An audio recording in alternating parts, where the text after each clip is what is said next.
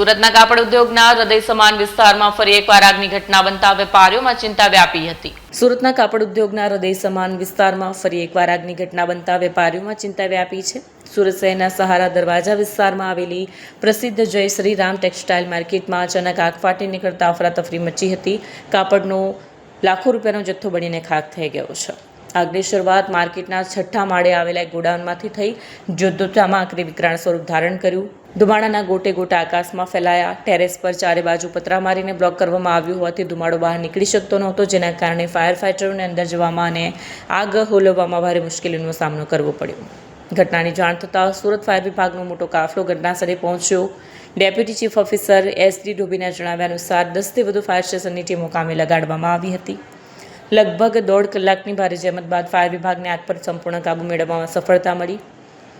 હાલ આગ કંટ્રોલમાં છે અને કુલિંગની કામગીરી કરવામાં આવી રહી છે. સદનસીબે આગ ન વધતા મોટી જાનહાનિ ટળી હતી.